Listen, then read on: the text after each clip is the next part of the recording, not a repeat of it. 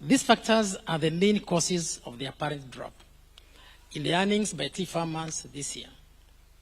Geopolitics, Your Excellency, and the currency devaluations in some of the markets that we sell our tea have also contributed to the decline in earnings. KTDA Holdings and its subsidiaries are continuously looking for new ways to earn revenue for tea farmers, and with your government support, which now we have, the government is required in such areas of intensifying the market development initiatives, which we are happy we have started well.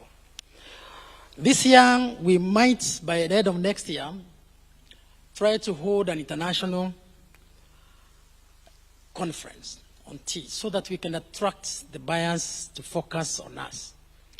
With this initiative, we believe, together with the government, especially the Ministry of Tourism, we'll be able to achieve a lot. Your Excellency, we have many things that we could actually say. But we know, Your Excellency, you are so well briefed that I don't need to keep on repeating some issues.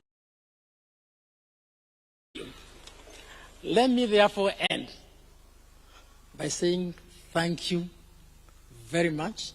Thank you for the support of your government, yourself, and your leadership.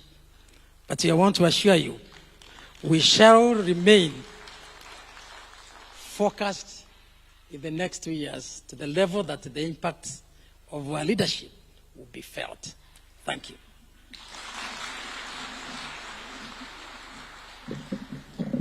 Another round of applause for the chair, KTDA. Thank you very much, sir, for well articulating the issues. Your Excellency, with your permission, allow me to now invite the KDIC CEO, Ms. Helen Chepkwony, to make some brief remarks. Tumpigie makofi akija tafadhali. Karibu.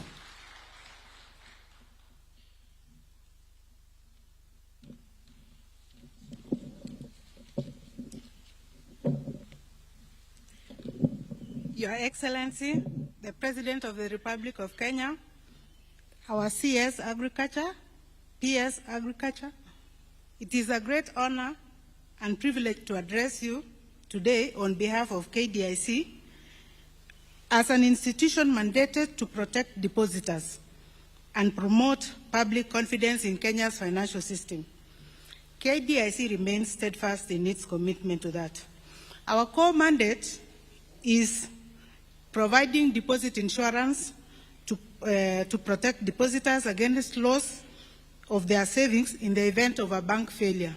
And it is in this reason that we are here today to pay protected deposits of KTDA, who are depositors of Imperial Bank and Chase Bank that are currently in liquidation with us. Our second mandate is receiving, liquidating, and winding up banks where we are appointed by the Central Bank of Kenya. And we also provide sound risk management frameworks to promote prudent banking practices and undertake early interventions to reduce the risk of bank failures. And it's in this activity that we've been putting much of our effort to prevent bank failures. And we've not had a bank failure for the last 9 years, and we hope that continues.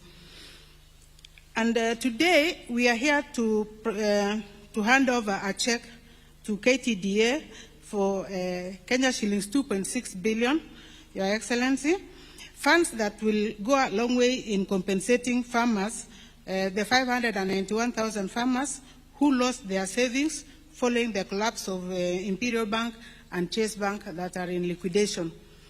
Currently in liquidation, Your Excellency, we have 19 banks that failed over the last 30 years that we are currently managing and paying depositors their monies.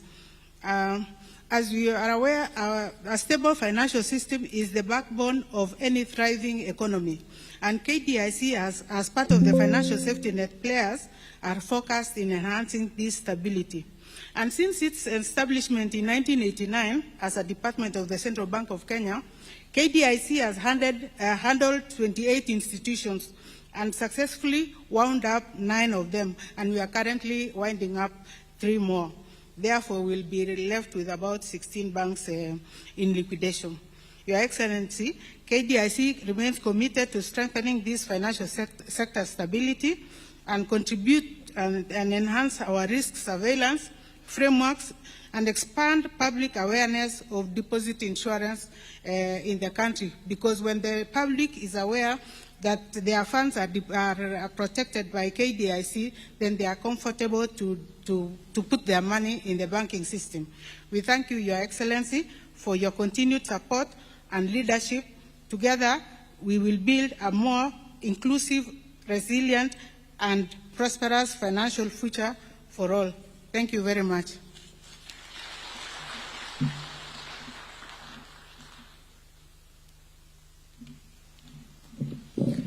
Thank you very much, Madam CEO. Next, Your Excellency, would like to hear from farmers. The story would not be complete without farmers. So I'll call the 2 farmers we have present to just come together and make some very brief remarks. And we have Maxwell Magoma and Nancy Ndungu. Tuwakaribishe kwa makofi tafadhali. Karibuni to speak on behalf of the farmers.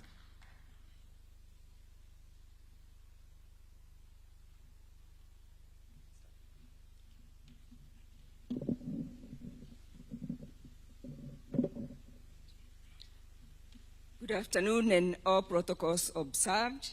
My name is Nancy Ndongo.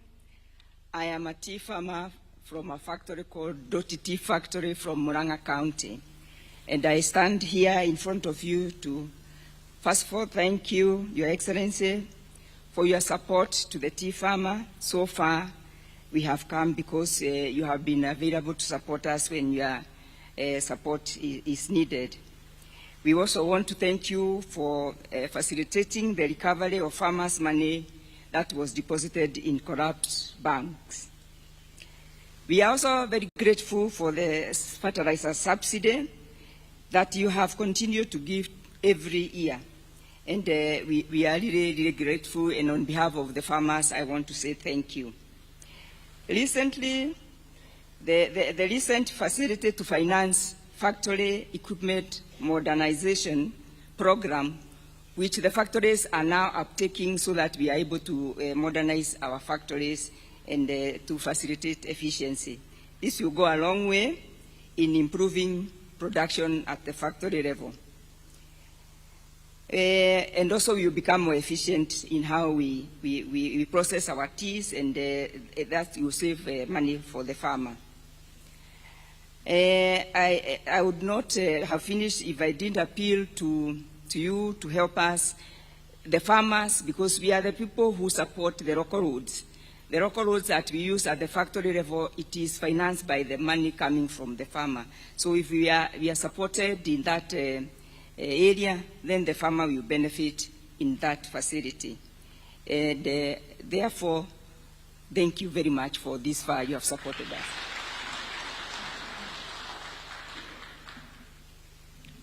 Your Excellency, Dr. William Samoei Ruto, Cabinet Secretary, all protocols observed. Hamjambo. Mine is very short. I am a farmer from the west of the Rift. One of our biggest problems in the west is hawking. Hawking is killing the tea industry. A lot of our farms have got a lot of tea. In the process, we expect a lot of return from it. Some of these hawkers pick tea from the road. The road collection compromises quality. Chances are they can always pick that even where the snakes are passed and the tea is poisoned. Thereafter, it goes to the European market and it is traced back. It says the Kenyan tea is poisonous. So can we have a framework whereby we operate at the same level as the KTDA factories do operate in terms of maintaining quality? Some of these guys are also lying to farmers by giving them wrong prices, which they don't actually meet. Another problem we have in the west of the Rift is the clones. The type of clones we need now should be able to mitigate against the climate change. The bushes we have are about 60 years old. So if we can be able to be assisted by having new nurseries to have the clones, this can be able to change the farming industry of tea in the west of the Rift. At times, it is important to think about marketing. We have economic attaches in African countries. Some of these countries, when we go there, you find the kind of tea they are taking is being brought from London, and it's said it's manufactured, grown, but whereas it comes from Kericho. So if we can be able to give targets to our attaches in the African countries, they can be able to talk to them, and our teas gets more market. You know, at times we are trying to imagine, Your Excellency, why can't the government promote the local consumption by opening a lot of tea bars? Instead of the liquor bars, let's have the tea bars, whereby the government does that subsidizing of the same. They will take, they will be happy, and that will be able to increase our volume. So in this way, we understand, we know you as a very good farmer. This country is made up of agriculture. This is a real model of the bottom up. And if those guys down there can have something in the pocket, you'll be a very happy man. This business of saying, ati mzee umetuacha namna gani, as you are passing on the streets, it will not be there because they will have money in the pocket. You can't manage people who are broke. Ana kitu kwa mdomo. Like now, if I come out of this place and talk to my wife that I was coming from State House, she will start expecting a lot. So, Your Excellency, please help these farmers from the West. I heard even the chairman talk that the performance last year was bad. There is an issue of the bonus which is coming. Kindly, if there is little money, please chip in, so that the west of the Rift can also have something. Thank you very much. Thank you very much, Your Excellency. Tumpigie makofi tena. And I can hear his clap is very loud, maybe because of something he mentioned there, of the expectation. I don't know. Your Excellency, at this point, allow me to now invite the Chair of the Agriculture Committee in the National Assembly, Honorable Dr. Mutungi, who will in turn invite the Cabinet Secretary. Tumpigie makofi akija. Karibu.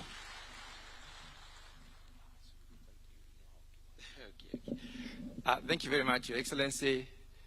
Your Excellency, we arrived a little bit as you had already sat down. We were not misbehaving. We were engaged in something that you already know about. Thank you so much. Your Excellency, I know the Chair of Senate is also here. Please, maybe you could come and say something. But as he walks here, Your Excellency, I want to thank you and the government for the effort you are putting into tea. The effort of opening up new markets, and especially guaranteeing farmers' payment. Your Excellency, opening up new markets will enable Kenyans to sell their tea at better prices every day. There is the issue of the common user facility, which is also another guarantee even for more job creation. Your Excellency, we are here as a committee and looking at the legislation. We have already met the stakeholders. We are at the tail end of releasing that legislation back to you. The entity is working very well, and I believe the new legislation, or the new version of the legislation, will give them better effort, better standing to work better. With those very few remarks, let me allow my colleague to make a few comments.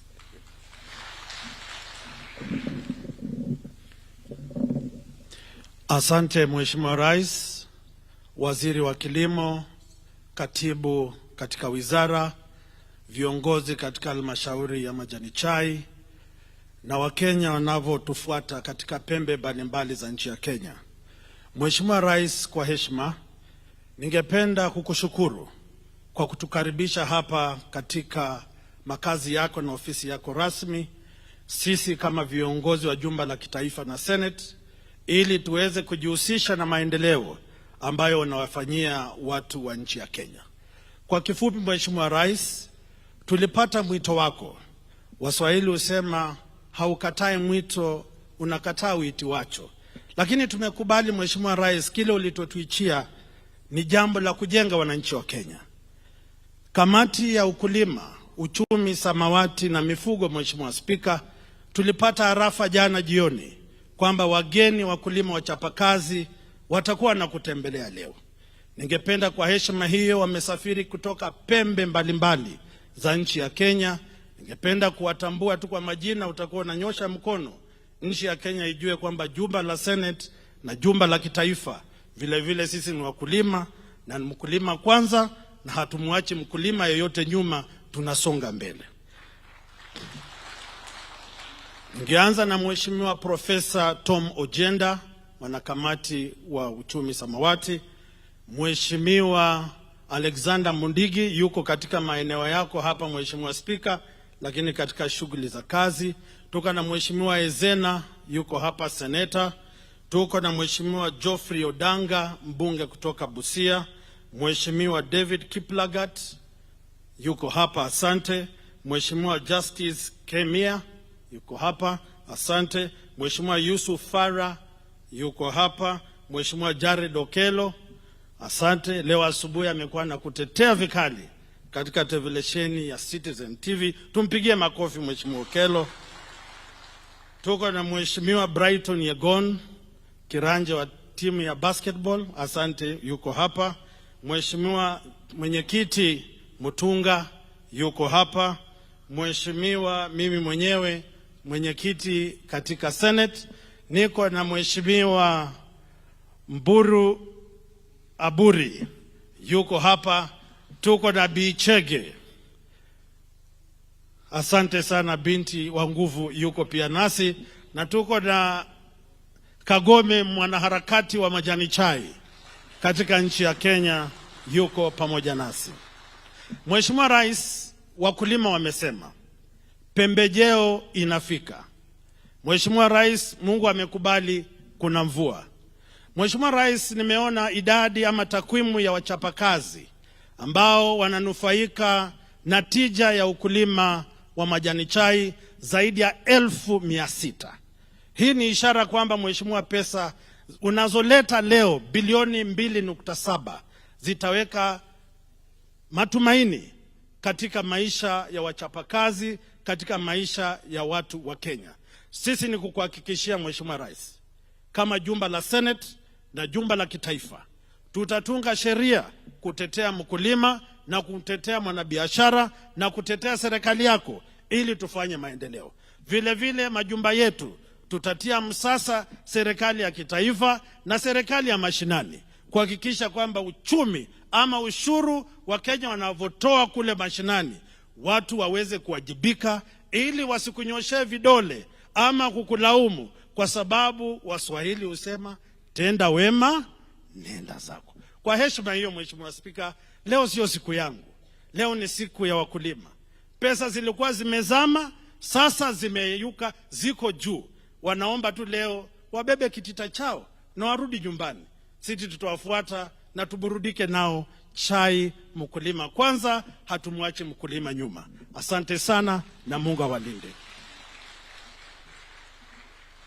Karibu mwenyekiti, utamatisha. Na Mheshimiwa Rais, Mungu akubariki sana na uendelee kufanyia watu wa Bungoma kazi. Nimezungumza na mwenyekiti hapo wa KTDA. Kule Bungoma ni chemichemi ya kahawa. Naomba unapozuru wengine usitupite na sisi. Asante. Mheshimiwa Rais, Mheshimiwa Chairman wa Senate huenda akawa amesahau wengine. Mheshimiwa Yusuf, Mheshimiwa Justice Kemei, na upande huu mwingine nafikiri ametaja hao wengine wote. Mheshimiwa Rais, ningetaka sasa kumkaribisha CS wa kilimo Mheshimiwa Senator Mutahi Kagwe.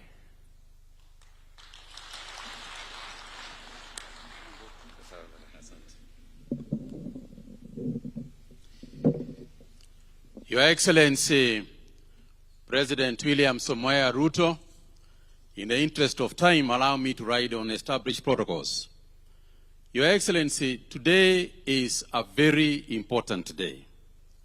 Today is a great day for a lot of people who are sitting here in front of you.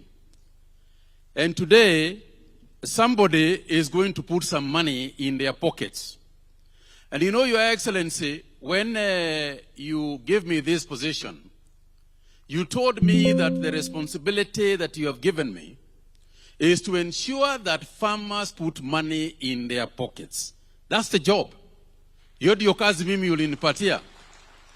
So when I hear in the slightest way that somebody is getting some money in their pockets, I feel that I'm on my way and we are on our way to the job that you set for us.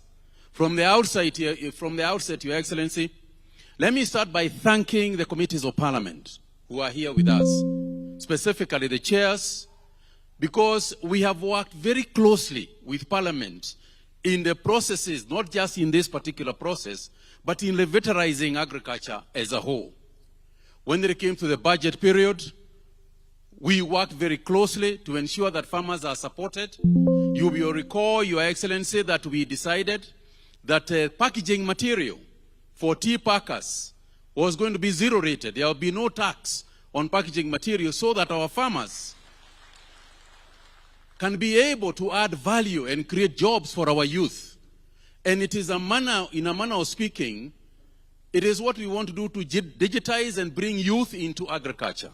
And you, Your Excellency, I would like everybody here to know that in the cabinet meetings that we had, you drove very hard that idea of removing taxes so that farmers can benefit. Your Excellency, at the same time, the chairman alluded to the issue of marketing. At the same time, Your Excellency, you have ordered me to ensure that we are opening new markets, we are talking to new companies, we are looking for new uses of tea, particularly, so that our farmers never have bulk tea in Mombasa. You remember that the instruction you gave me right behind me is that first we clear the bulk tea that was sitting in Mombasa. And to a large extent we did. But of course new tea keeps on coming in. And I'm grateful to the Kenya Tea Development Authority as well as the Tea Board of Kenya, because they too have worked closely together to ensure that the tasks that you have set forth for us are achieved and achieved in good time. Your Excellency, in that area of marketing, you are aware that we have had some challenges. For example, in the area of selling our orthodox tea to Iran. And you know the problems that we have been having in that area. But I'm also glad to report to you, Your Excellency, that working very closely with the Prime Cabinet Secretary, the Honorable Musalia Mudavadi, and his Ministry in Foreign Affairs, we have engaged very intensely the government of Iran so that they can open the doors. Within 60 days, we are in the last meeting, because their Minister for Agriculture was here, and we agreed that within the next 60 days, we will try and resolve whatever pending issues we have so that we can once again open the Iran tea, so that our tea can begin to sell. And they particularly are looking for orthodox tea. And as you know, a lot of the companies represented here are also investing in orthodox tea, because orthodox tea will fetch higher prices than regular tea. And for that, again, we are grateful. Simultaneously, Your Excellency, the development of tea has largely been funded by exchequer amounts. And you and I will agree that sometimes there's a delay or not forthcoming with the exchequer amounts. Consequently, through Parliament, we want to finish the regulations regarding the issue of funding of tea research and other activities in tea through the new act which is going to come, so that a bit of the money that we are going to get can fetch from ourselves via small levies, so that we can have our own money to develop these new crops and new varieties that our farmers need, so that they can also increase productivity per unit and productivity per tree, so that we can increase the quality of tea. Your Excellency, without much ado, what I would like simply to summarize is as follows. We are determined to do a number of things. One is to increase the quality of tea. This hawking business, Your Excellency, you and I have shared this, the hawking business must come to an end. It is the only way that we can ensure that the quality of tea remains at how it is known across the world. In my last week's visit to the United States, Your Excellency, the key thing that is out there in the US market is that the Kenya tea is of very high quality. Very high quality. And anybody even suggesting at that meeting that there were hawkers in Kenya, I was almost denying.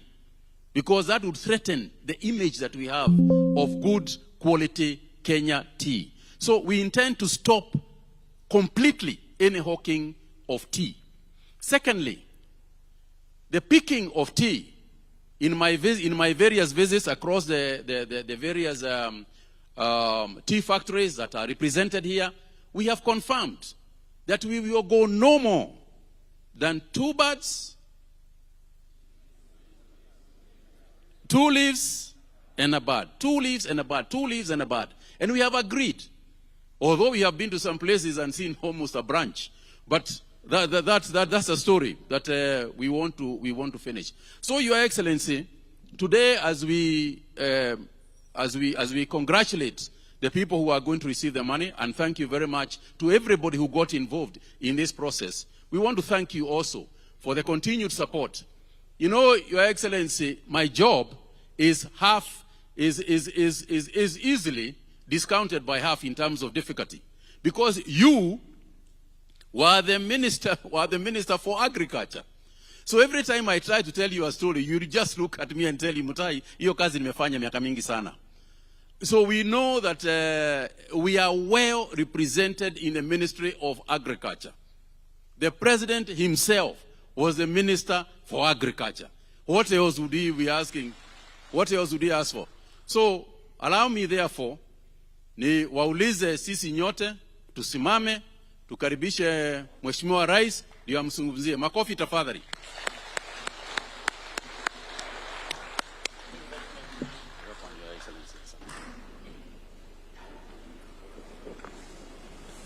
Asanteni sana, tafadhali tuketi. Mheshimiwa Waziri, Bwana PS, wenye viti wa kamati za bunge na wabunge, mwenyekiti wa KTDA na board, pamoja na mwenyekiti pia nimemwona hapa wa T-board, pamoja na board yake. Ndugu wakulima wenzangu, hamjambo. Hamjambo tena. Bas, mimi nataka nichukue nafasi hii kwanza niwakaribishe.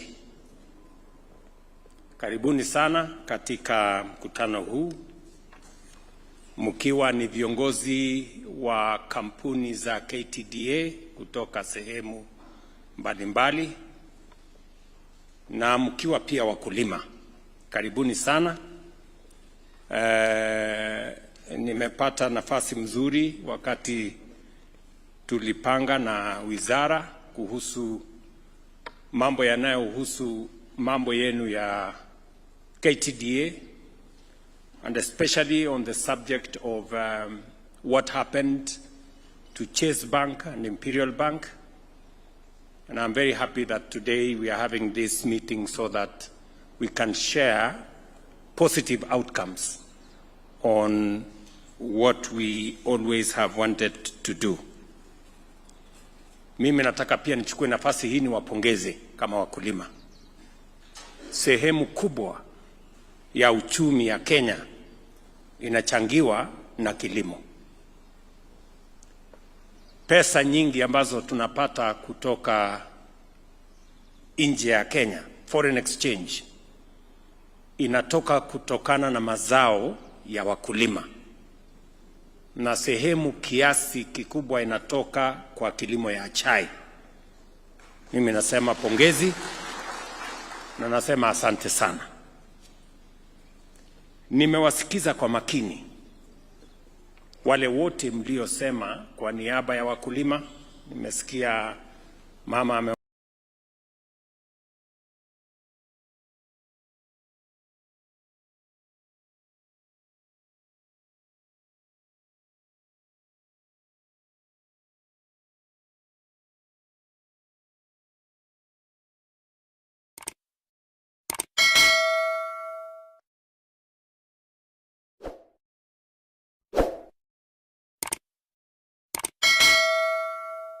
for this gesture.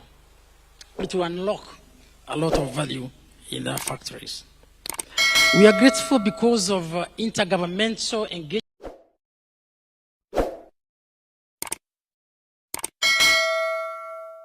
Yes.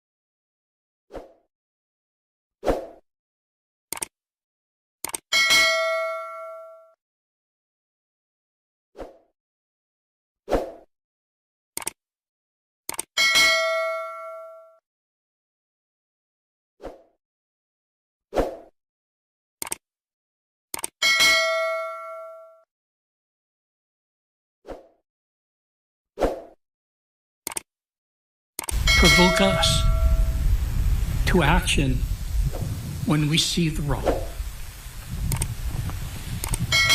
Thank you all.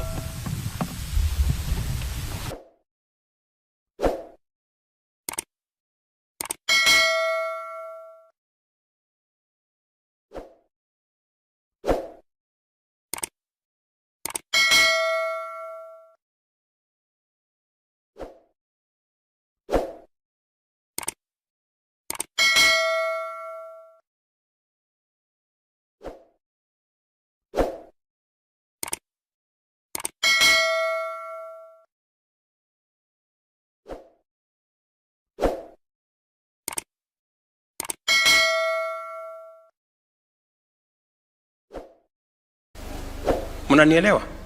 The president of saw me here in 20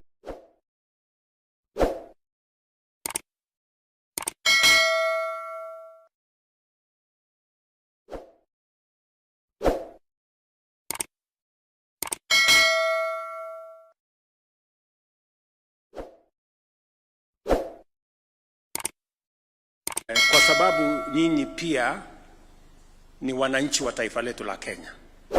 How many tea farmers are there? Tukakuwa nayo kwa Grand Coalition Manifesto.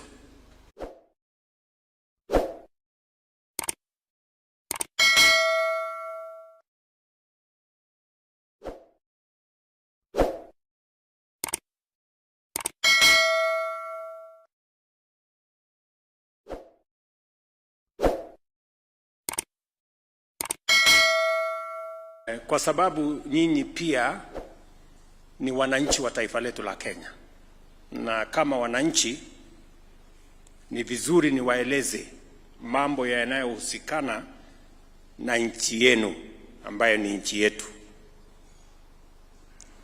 because as Kenyans we all have a contribution to make towards the country we want Kenya to be. And I'm very proud that this afternoon I have leaders from our tea sector to have this conversation with you on matters to do with tea, but also matters to do with our nation. Nawashukuru sana kwa kunipa nafasi ya kuwa kiongozi wa taifa letu la Kenya. It is not something I take for granted. Na katika nafasi hiyo tulikubaliana na nyinyi ya kwamba taifa letu la Kenya litaendeshwa sio kwa misingi ya kabila ama dini, litaendeshwa kwa misingi ya sera. Yale mambo tulikubaliana, how we want to take the country forward. And I need to tell you, as citizens of our country, as Kenyans, not just as farmers,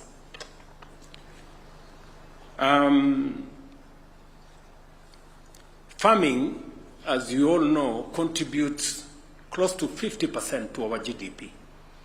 And therefore, it is very important to us as a country,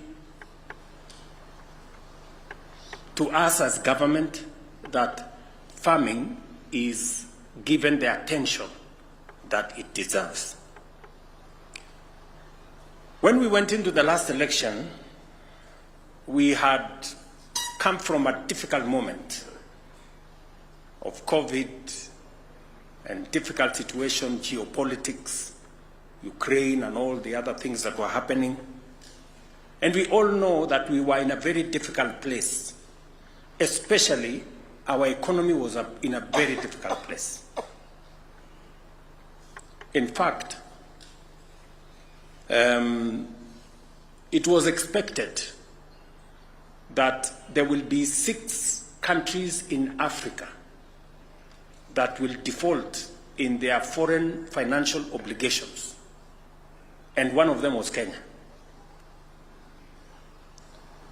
And therefore, when I got the opportunity to be a leader in this country, there was no way I was going to agree that our country would default. And it was so serious that hawa wabunge wenzangu hawa walikuwa na mkutano mahali hapo Masai Lodge, na rafiki yangu mmoja akawaeleza, ngojeni tu miezi 3 hivi 4, huyu mjamaa atatoroka kwa sababu kitaumana, kwa sababu uchumi itasambaratika. But by God's grace, we made decisions that were necessary for us as a country. We reduced our budget. My first engagement with Parliament was to reduce our budget by 300 billion. We stopped the subsidies on unga. We stopped the subsidies on fuel. We cut down on our expenditure, because otherwise Kenya was going to default. In fact, we had the biggest ticket of $2 billion debt. And therefore, we had to take command and stabilize the economy of our country. Many people did not appreciate those difficult choices that we had to make. I can tell you today, as a result of the decisions we made, our inflation was at 9.6%. Our exchange rate was at 160 to the dollar, 165. Our foreign exchange reserves were at $5.9 billion, only 2.5 months cover. But today, I can stand before you as citizens of this nation we all love and tell you we have stabilized the economy of Kenya. Inflation, we have brought it down from 9.6 to 4.5. Exchange rate, we brought it from 165 to 129 to the dollar.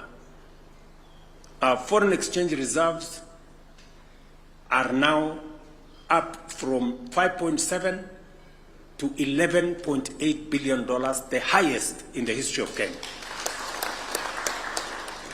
And because you follow current affairs, IMF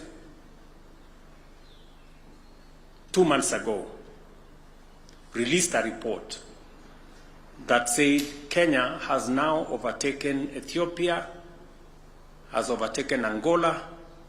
We are now the 6th largest economy in Africa. Because it was necessary, because without a firm foundation, economic foundation, it is not possible for us to build this nation. Number 2, you know very well that our agriculture was not doing well, especially our food security. And our import bill, ile pesa tunatumia kuagiza chakula kutoka nje, in 2022 was 504 billion Kenyan shillings. Pesa tunaagiza mahindi, tunaagiza sukari, tunaagiza mchele, tunaagiza wheat, edible oil. Many of the things we can actually grow in Kenya. So I took the position and I committed to the people of Kenya that we were going to sort out agriculture. And it was important for us to sort out agriculture because our economy substantially depended on agriculture. So what did we do in the agricultural space because we were farmers? Number 1, we registered farmers because it was necessary for us to have a database so that we can make decisions based on correct information. We registered all our farmers. Now we have a database in Kiamis. We know how many tea farmers are there. Every tea farmer, we know their acreage, how many coffee farmers are there, and their acreage, how many farmers are there doing sugarcane and wheat and maize and on and on and on. Today, I can confidently tell you we have a database on all our farmers, and we can make decisions on the basis of correct information. That was our first assignment. Because all this time, we didn't have a database of information. Number 2, I told you we were going to change from subsidizing consumption to subsidizing production. When I came into office, we had a bill of 8 billion shillings ya kusubsidize unga. We were paying 14 billion shillings every month to subsidize fuel. And it was not sustainable. And we were going to go into a ditch. Instead of subsidizing unga, mnakumbuka, si nyinyi ni wa Kenya? So mnakumbuka kulikuwa na watu wamevaa sufuria hapa kwa street. Wameweka sufuria kwa kichwa, wanasema mambo ya unga. Unga ilikuwa 240 per 2 kilogram bag. Na ilikuwa before I was elected. Sasa nilikuwa nashangaa, sasa nyinyi mnanifanyia maandamano na unga nilikuta tayari iko 240. But we had to do something. You remember, my first statement pale Kasarani on my inauguration, I said we are going to start bringing down the cost of fertilizer. And I remember clearly saying we are going to start with KTDA. Mnanielewa? Because the reasoning is, if you want to promote production, if you want to deal with the cost of basic food items including unga, you don't go and subsidize the shop or the merchant, you go look for the farmer. Kwa sababu unga haitoki kwa duka, unga inatoka kwa mahindi, mahindi inatoka kwa mkulima. So ukitaka kusuluhisha shida ya njaa, tafuta mkulima. Munanielewa? So that is the direction we went. We subsidized the seeds.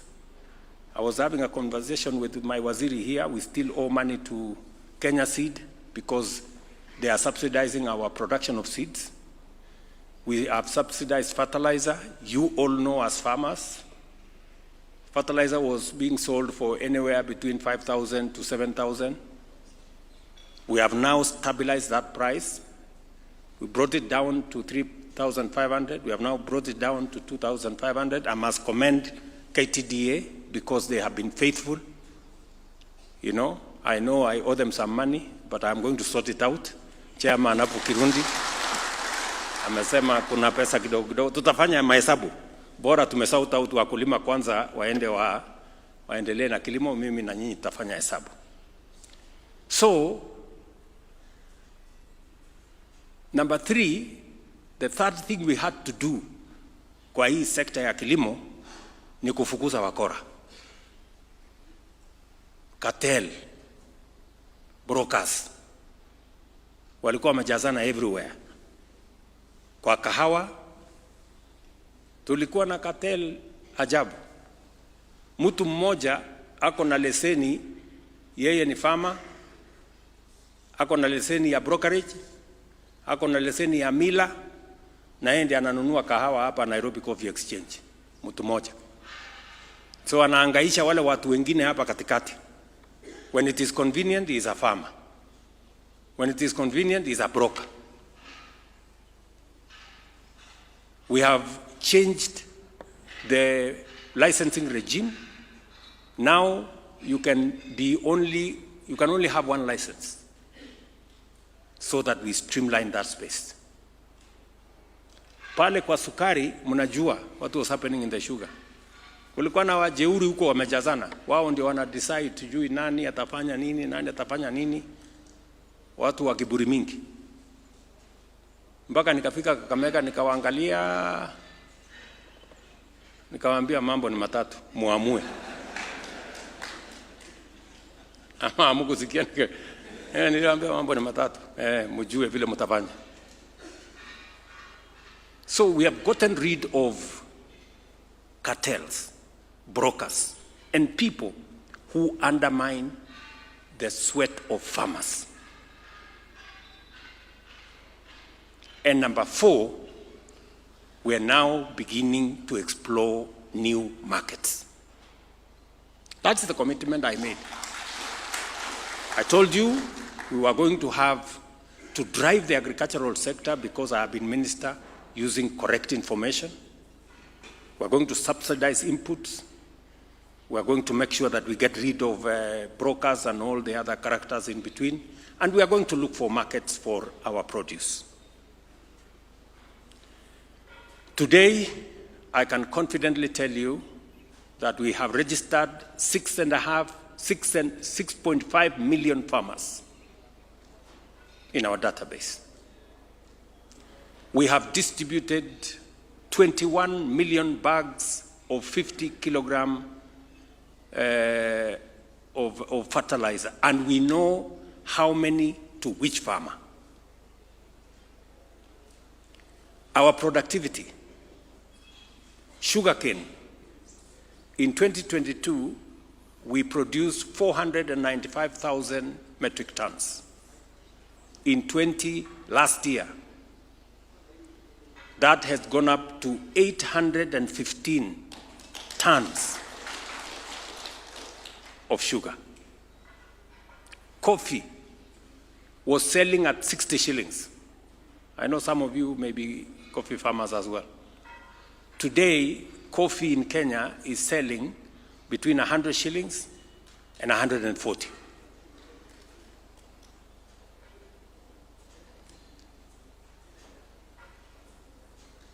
Milk was selling between 32 and 35.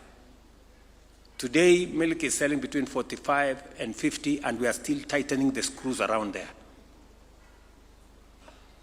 Tea. I want you to look at the numbers.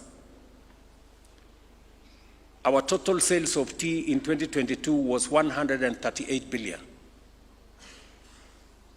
Our total sales 2024 was 215 billion. So we are making progress. We are making progress. Sugarcane farmers are making more money. Coffee farmers are making more money. Dairy farmers are making more money. You guys are making more money, you just don't want to say. And we are going to make sure that going into the future, among the things we want to do so that we can expand this sector better is to make sure that we do more processing, more value addition, and create more markets. And also to make sure that our whole chain of production is much more efficient. And that is the reason why we have carried out specific interventions in the tea sector. But before I go there, I just wanted to give you an idea of what we are doing in the general space around agriculture. You heard me, I've already given instructions to Waziri here, because dairy is important to us. Already, we have doubled our exports of dairy products from about 4 billion shillings to about 9.8 billion shillings last year. But we need to do more around the space of milk because we have a big market outside there. Today, I can tell you, because we have intervened in production, even the dairy farmers are benefiting from fertilizer subsidy. We are seeing more silage. We are seeing better returns from our dairy sector. And that is why we decided that because we want to do more milk, we have now reduced the price of sex semen from 8,000 shillings per dose to 1,400 shillings per dose. And Waziri is beginning to see at the mechanics of how we are going to do that. I have also to tell you something about health. Because you're Kenyans and we live in this same country. The Constitution says health is a constitutional right of every citizen. It is not a privilege for those who can afford. And that is why we committed that we were going to change the delivery of health in Kenya. For a very long time, health was left to the designs of everybody. So what did we do? And for your information, universal health was in the NAC manifesto. Ngilu aling'ang'ana nayo ikashindikana. Tukakuwa nayo kwa Grand Coalition Manifesto. Anyang' Nyong'o akang'ang'ana nayo ikashindikana. Part of the big four yetu ya Jubilee, universal health was one of them. Tukapatia waziri mmoja anaitwa Sicily Kariuki akang'ang'ana nayo. Tukafanya pilot Kisumu, Machakos, Isiolo na Nyeri. Mpaka ikatangazwa rasmi kwamba imefeli. Mnanielewa? Kwa hii uchaguzi ambaye ilipita, universal health ilikuwa manifesto ya Azimio na ilikuwa kwa manifesto ya Kenya Kwanza. It has been in our manifestos for the last 30 years almost. But I said this time round we must deliver on this thing. Na mimi nataka niwashukuru hao wabunge. Tulipeleka sheria bunge because we had to change the law. Ile tulikuwa tunajaribu, we were trying to do, cut and paste. But this time round we decided to do the law. Tukatengeneza sheria to replace the NHIF Act. We have a final one that is going on in Parliament now. And we have changed completely the delivery of health in Kenya. Today, I can confidently tell you that from 7 million people who are registered in NHIF, we have close to 27 million people today registered in SHA. Mnanielewa? We have changed the financing structure. Ile ya NHIF ilikuwa na ubaguzi. It is only when you have a job, when you have a pay slip, that you can be registered or when you can afford. But we have said under SHA, every Kenyan must be registered because health is a right, constitutional right of every Kenyan. And we have gone a step further.